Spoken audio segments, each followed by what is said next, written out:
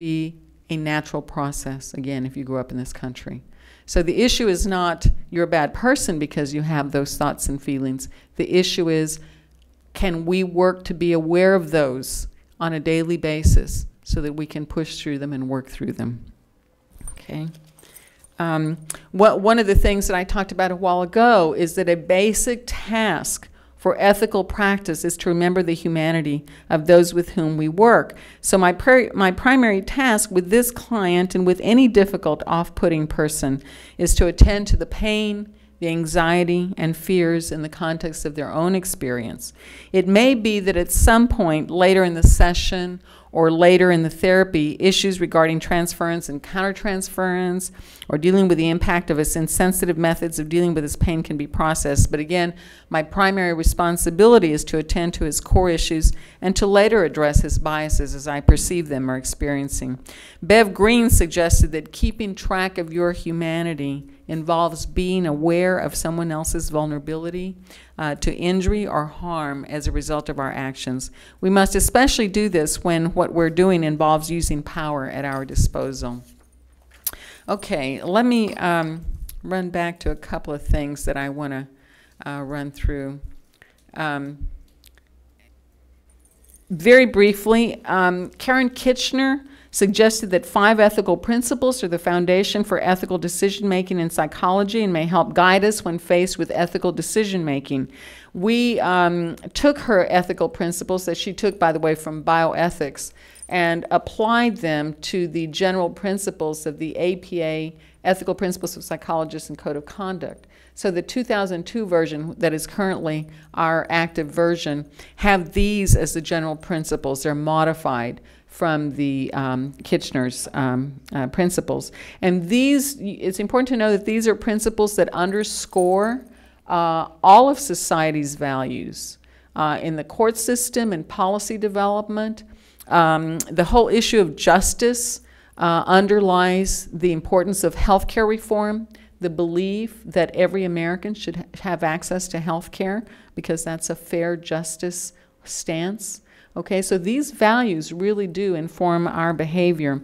And these principles are principles from which the 89 standards in our ethics code come from. Beneficence and non-maleficence means that psychologists strive to benefit those with whom they work and take care to do no harm, including inflicting intentional harm or engaging in actions that risk harming others. It's our responsibility to know which of our behaviors help and which hurt. And if we do something that hurts, we must quickly work to correct it. Fidelity and responsibility means that we establish relationships of trust with those with whom we work. Fidelity, which I consider an old-fashioned word, but which I like, involves questions of faithfulness, loyalty, and promise-keeping. When we take someone in as a client, we make a commitment to these values with that person. We have to also be aware of our responsibilities to society and other specific communities in which we work.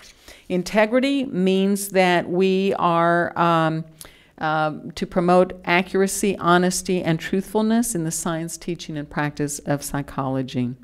We shouldn't cheat, we shouldn't steal, we shouldn't, we have to work to be very, we're charging a copayment and you get the reimbursement and it looks like they're paying $2 over. You have to correct it. You have to correct it. Even when clients say, oh, that's all right, you just keep that, I'll change it now. I insist these little actions are important to establish integrity. Justice in its broadest sense means fairness, dealing with others as one would like to be dealt with oneself, behaving towards others in an impartial manner, and treating others equally. Benevolence is limited, including even among us. And so the general principle states in part that psychologists recognize that fairness and justice entitle all persons to have access to and benefit from the contributions of psychology and to equal quality in the processes, procedures, and services being conducted by psychologists. So we have to figure out what is the best that we can be for each and every one of our clients. We have to figure that out on an ongoing process. We have to exercise reasonable judgment and take precautions to ensure that our potential biases, the boundaries of our competence, and limitations of our expertise do not lead to or condone unjust practices. And finally, we have to have respect for people's rights and dignity.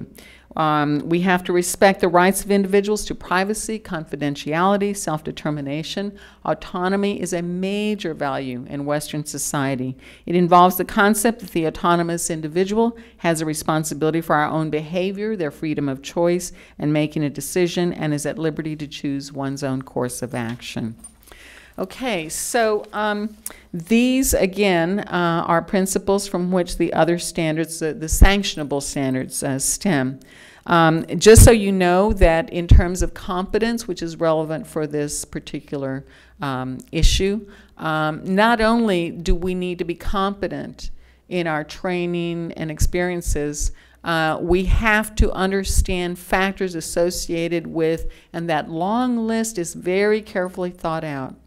I was on the Ethics Committee revisions task force for both the 1992 revision and the 2002 revision. And each time we go through that list very carefully to think through, are these the right categories? Are there categories that we need to include that need special attention because these groups are in some ways marginalized or need particular attention?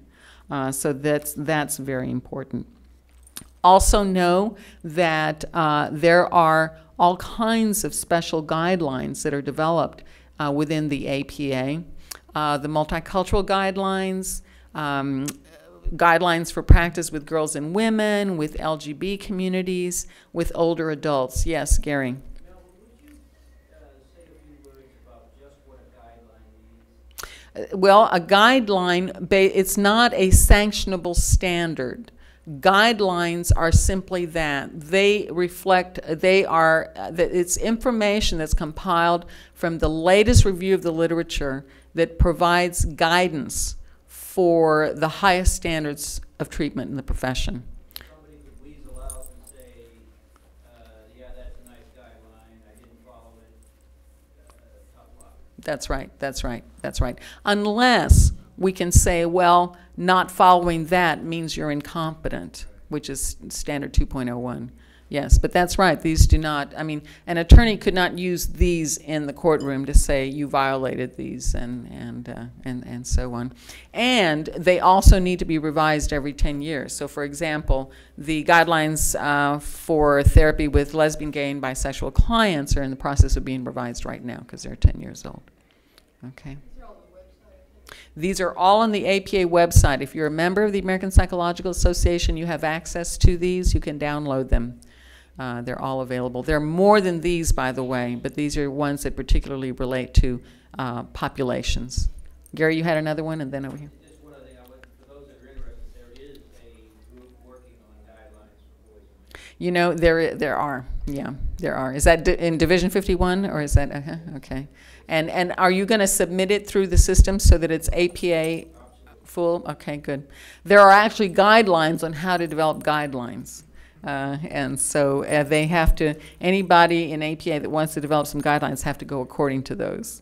Yeah, this is a whole process. Yes? I had a question with the third item. Do they have guidelines that include transgender? Not yet. Transgender, not yet. Not yet. That's probably, we'll probably see those in the next 10 years, I would predict. I would predict, because there's an increase. The incorporation of transgender, it's such an interesting process, but the committee, the LGBT committee, the LGB committee spent years trying to decide whether to change their group to include transgendered. So now, and it did. And the Division 44, I think, is in the process of doing that as well. I'm trying to remember if they've done that yet or not. I think not. But it's part of the process, too. Yeah, there's a lot of controversy among the gay community because transgender may or may not, a transgendered person may or may not be gay, but it is a gender issue. Yes, absolutely, absolutely. And there's very little that we've known about that community up until recently, I think. So that's a very good question. Okay, so it's important to know about these and to look forward to the guidelines on psychotherapy with boys and men.